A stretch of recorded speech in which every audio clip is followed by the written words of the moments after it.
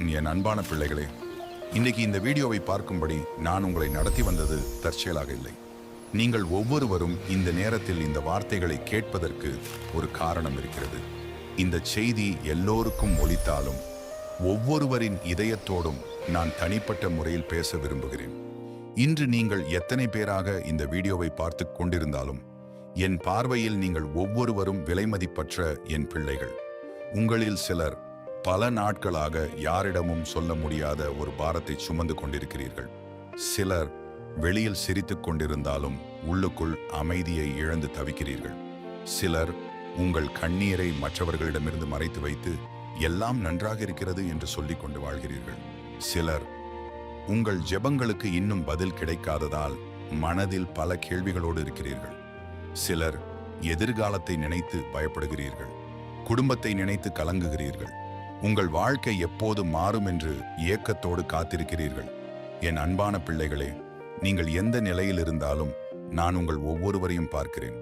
உங்கள் இதயத்தில் சொல்லப்படாத வார்த்தைகளையும் நான் அறிவேன்.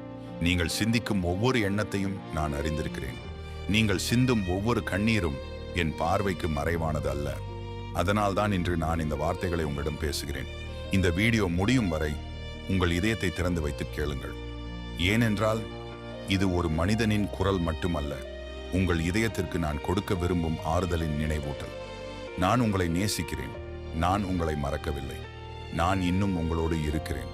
ஆகையால் இன்றைக்கு நான் சொல்லப்போகும் ஒவ்வொரு வார்த்தையையும் உங்கள் இதயத்தில் வைத்துக் கொள்ளுங்கள்.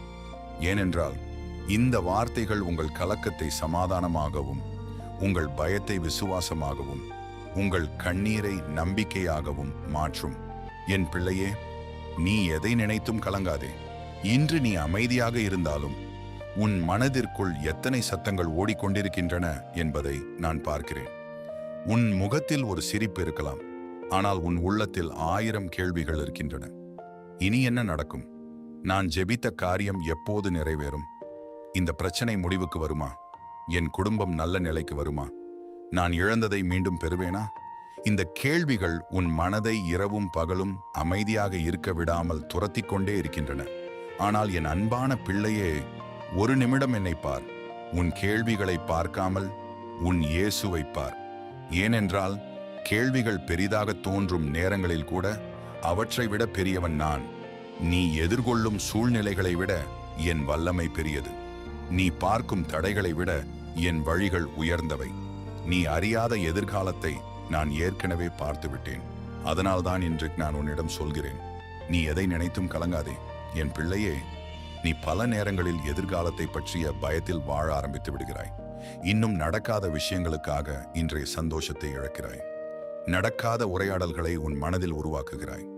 நடக்காத தோல்விகளை உன் கற்பனையில் அனுபவிக்கிறாய். நடக்காத பிரிவுகளுக்காக முன்கூட்டியே கண்ணீர் சிந்துகிறாய். நான் உன்னிடம் கேட்கிறேன், நீ ஏன் இன்னும் எழுதப்படாத நாளை குறித்து இவ்வளவு பயப்படுகிறாய்? அந்த நாளின் ஆசிரியன் நீதானா? இல்லை, அது நான் தான்.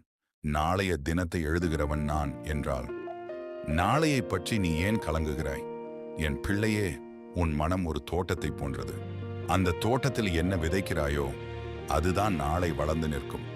பயத்தை விதைத்தால் அமைதி வளராது. அவநம்பிக்கையை விதைத்தால் விசுவாசம் மலராது. எதிர்மறை எண்ணங்களை விதைத்தால் நம்பிக்கை கனியாது. அதனால் நான் உனக்கு சொல்லுகிறேன், தேவையில்லாத எதையும் உன் மனதிற்குள் கொண்டு போகாதே. இதை கவனமாக கேள். ஒவ்வொரு செய்தியும் உனக்காக அல்ல. ஒவ்வொரு மனிதனின் கருத்தும் உண்மை அல்ல. ஒவ்வொரு விமர்சனமும் உன் எதிர்காலத்தை தீர்மானிக்காது. ஒவ்வொரு பயமும் நிஜமாக மாறாது. ஆனால் அவற்றையெல்லாம் உன் மனதில் சேமித்து வைத்தால் அவை மெதுவாக உன் சமாதானத்தை திருட ஆரம்பித்துவிடும். நீ உன் வீட்டின் கதவை யாருக்கும் திறந்து விட மாட்டாய். ஆனால் உன் மனதின் கதவை மட்டும் பல நேரங்களில் எல்லாவற்றிற்கும் திறந்து வைக்கிறாய். ஒருவர் சொன்ன ஒரு வார்த்தை, ஒரு தோல்வி, ஒரு எதிர்மறையான செய்தி, ஒரு ஒப்பீடு, ஒரு அவமானம், இவையெல்லாம் உன் மனதிற்குள் நுழைந்து அங்கேயே குடியிருந்து விடுகின்றன. பிறகு அவை உன் சிந்தனையை மாற்றுகின்றன, உன் நம்பிக்கையை மாற்றுகின்றன, உன் ஜெபத்தையும் பலவீனப்படுத்துகின்றன. என் அன்பான பிள்ளையே, நான் உனக்கு கொடுத்த மனம் பயத்தின் கிடங்கு அல்ல. அது என் சமாதானம் தங்க வேண்டிய ஆலயம். அதை அசுத்தப்படுத்தாதே. தேவையில்லாத நினைவுகளால் அதை நிரப்பாதே. மற்றவர்கள் உன்னை பற்றி என்ன நினைக்கிறார்கள் என்பதை விட நான் உன்னை பற்றி என்ன நினைக்கிறேன் என்பதுதான் முக்கியம். என் பார்வையில நீ மதிப்புள்ளவன், நீ விலை மதிப்பற்றவன், நீ மறக்கப்பட்டவன் அல்ல, நீ கைவிடப்பட்டவன் அல்ல, நீ தனிமையில் விடப்பட்டவன் அல்ல. நான் உன்னோடு இருக்கிறேன். அதனால மனிதர்களின் வார்த்தைகளுக்கு உன் மனதில் சிங்காசனம் கொடுக்காதே. என் வார்த்தைக்கு மட்டும் இடம் கொடு. என் பிள்ளையே, இன்னொரு விஷயத்தை உன்னிடம் சொல்ல விரும்புகிறேன். ஓவர் திங்கிங் செய்யாதே. யோசிப்பது தவறு இல்லை. ஆனால் ஒரே விஷயத்தை மீண்டும் மீண்டும் யோசிப்பது அதே காயத்தை மீண்டும் மீண்டும் திறப்பது போன்றது. அது தீர்வை தராது. அது வேதனையை மட்டுமே அதிகப்படுத்தும். நீ பல நேரங்களில் நான் இன்னும் செய்யாத காரியத்தை உன் கற்பனையால் முடிவு செய்து விடுகிறாய். இது முடியாது, இது நடக்காது, என்னால் முடியாது, எனக்காக யாரும் இல்லை. இந்த வார்த்தைகள் உன் வாயிலிருந்து வருவதற்கு முன்பே அவை உன் மனதில் 1000 முறை ஒலித்திருக்கின்றன. அதனால்தான் நான் சொல்கிறேன், உன் எண்ணங்களை கவனித்துக்கொள். ஏனென்றால் இன்றைய எண்ணங்களே நாளைய வாழ்க்கையை உருவாக்குகின்றன. பயம் மனதில் பிறக்கிறது, அதுபோல விசுவாசமும் மனதில் பிறக்கிறது. எதை வளர்க்க விரும்புகிறாய்? பயமா அல்லது விசுவாசமா? தேர்வு உன்னுடையது. ஆனால் வல்லமை கொடுப்பவன் நான் தான். என் பிள்ளையே, நான் உன் வாழ்க்கையில் தாமதிக்கிறேன் என்று நீ நினைக்கலாம். ஆனால் நான் ஒருபோதும் தாமதிப்பதில்லை. நான் தயார்படுத்திக் கொண்டிருக்கிறேன்.